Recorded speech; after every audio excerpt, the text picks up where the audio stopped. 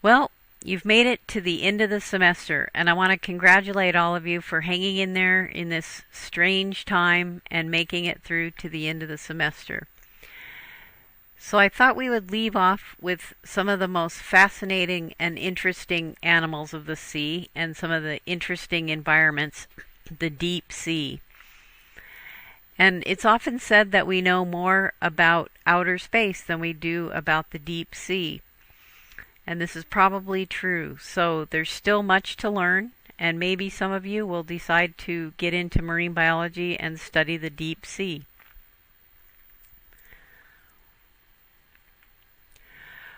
A lot of what we know about the deep sea is from collecting things that live there. These are mesopelagic plankton nets, which can be lowered down to whatever depth they want to collect at, and many of them have a thing that they can close so that it doesn't collect things on the way down, and then they open it when it's at the depth they want to collect at. We also learn by going down in manned submersibles or submarines such as the Pisces 5, which is part of the Hawaii Undersea Research Lab, or HURL as it's called. I think this is one of the best acronyms of all, HURL, for a submarine. And this submarine has explored a lot of area around the Hawaiian Islands, and even the new island Loihi, which is being formed off of the big island of Hawaii. There are also autonomous robot vehicles that go down, such as this one called Abe, Autonomous Benthic Explorer. And these can go down to places and stay down longer because there's no people in them.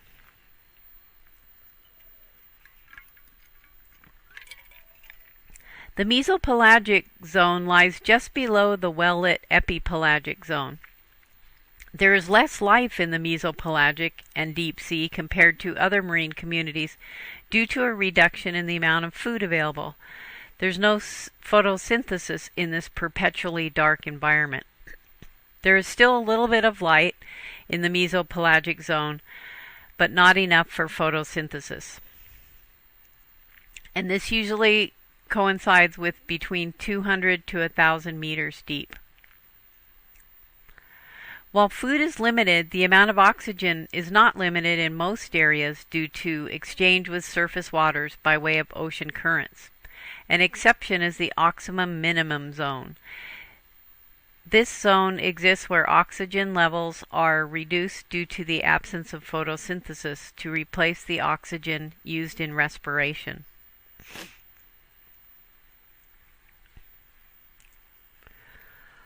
Here in the mesopelagic, you will find zooplankton like krill and copepods, as well as larger crustaceans like shrimps, amphipods, and isopods. Also, cephalopods like octopuses and squids, and chambered nautilus. Many mesopelagic animals undergo vertical migrations. Days are spent in the mesopelagic, and nights they're feeding in the epipelagic. The large numbers of vertical migrating organisms form what's called the deep scattering layer, which is so densely packed with life that it can be picked up on radar. And this is the largest migration that happens every day.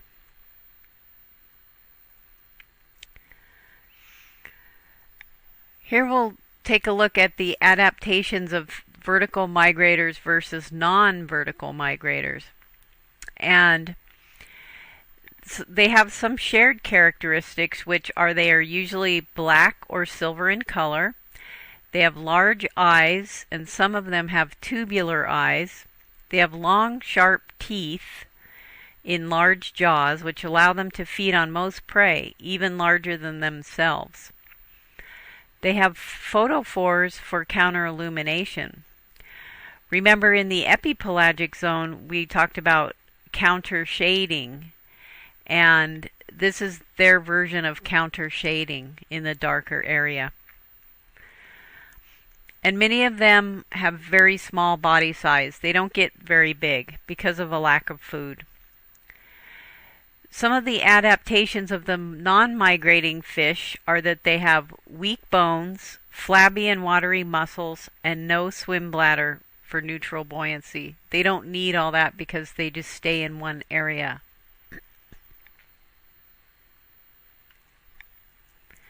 Here's some examples of some of the mesopelagic fish. And the bristlemouth, this one right here, is one of the most common fish in the world. It's thought that there might be more of these than any other fish because they occupy such a large area. Notice the large teeth and big mouths in most of these fish.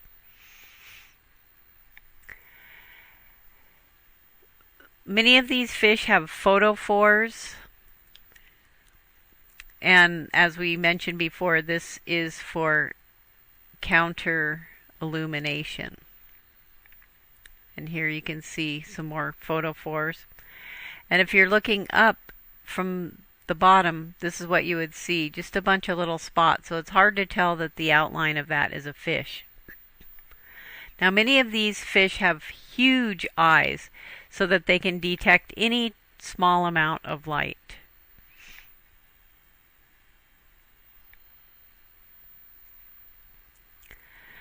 Now below the mesopelagic zone is the bathypelagic, abyssopelagic, and hadopelagic. And these are getting deeper and deeper. The hadopelagic zone is the zone that is inside the oceanic trenches. The conditions in these zones are uniformly dark. There's no light at all here. It's completely black. It's also uniformly cold, just above freezing. And it's uniformly salty, and the water chemistry is uniform. So it's a very uniform environment, which also has very high pressure.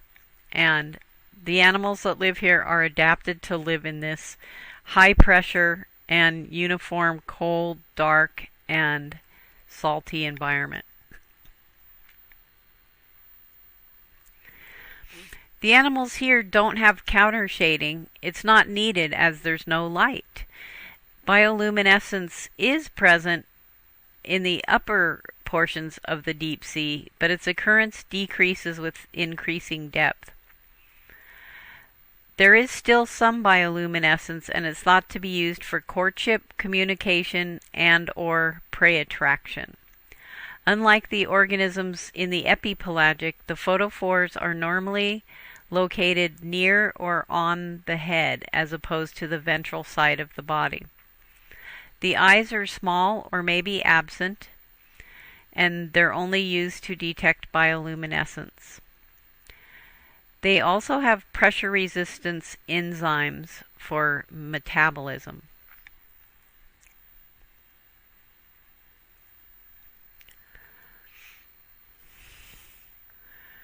You can see most of these fish have very large mouths, and many of them have lures.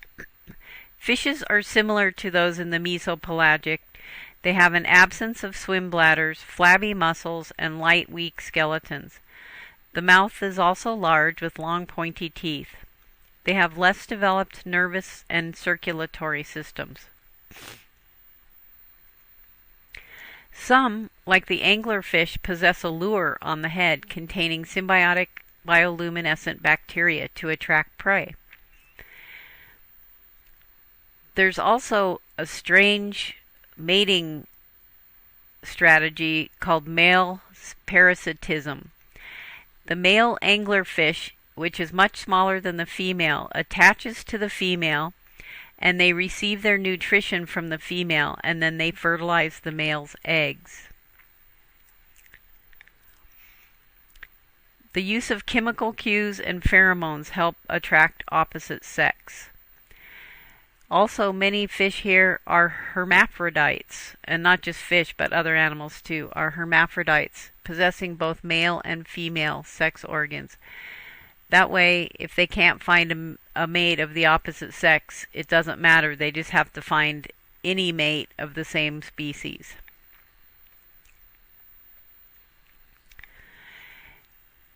In the hadopelagic, then we also have, and the abyssopelagic, along the bottom, we have the deep sea benthos. And the deep sea benthos are the things that live down on the bottom. So instead of up in the water column, they're living on the bottom. And the deep sea benthos depend on food that reaches the bottom from higher in the water column. Decomposing bacteria can be found in the deep sea sediments, but they decompose at a much slower rate than bacteria at the surface. It can be as much as 1,000 times slower because of the extreme pressure there. Deposit feeders, which eat sand and get the meiofauna between it, are mostly in fauna, and they dominate over suspension feeders. There's also a wide variety of meiofauna. Here's some examples of some of the fish that live along the bottom. We have hagfish, which we learned about when we learned about fish. The tripod fish, which sits on the bottom. So notice that they're mostly long, skinny body forms similar to eels.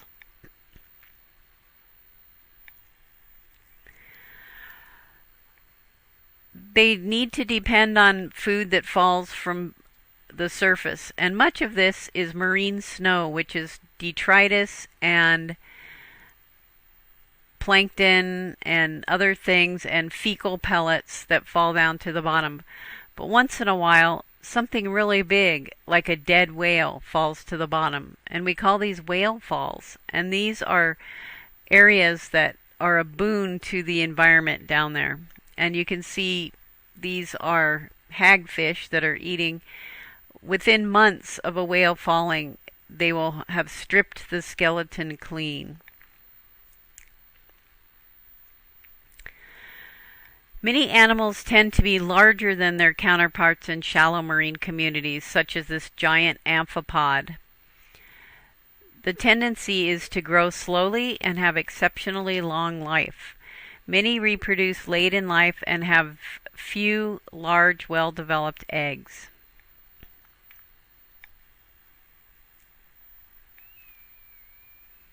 This table from your book is on your lesson page in Laulima. You'll want to look at this some more and use it to study for your final exam.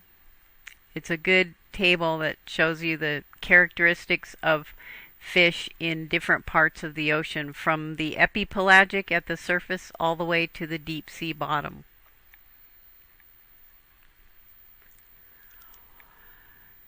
Hydrothermal vents are another environment at the bottom of the sea, and these were only recently discovered.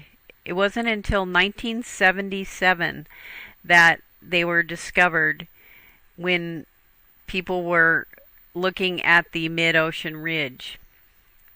And hydrothermal vents are located at the central rift zone of the mid-ocean ridge, and this is where the seafloor is spreading. The chemical-laden water escaping from cracks in the seafloor, particularly around mid-ocean ridges, are used by chemoautotrophic bacteria as energy sources. It's mostly bacteria that use the hydrogen sulfide, and the bacteria feed many types of animals. So these are oases in otherwise nutrient-poor deep sea.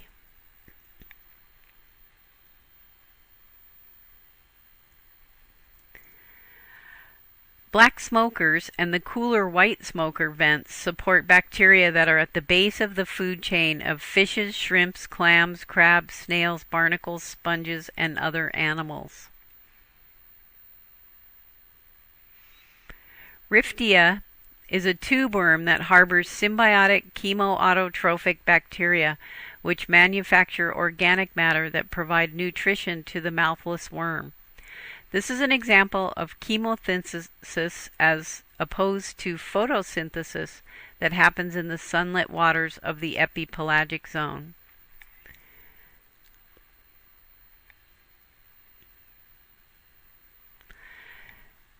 Here's what those worms look like in a photograph. There's still so much to discover in the deep sea. As I mentioned before, maybe some of you will be making some of those discoveries.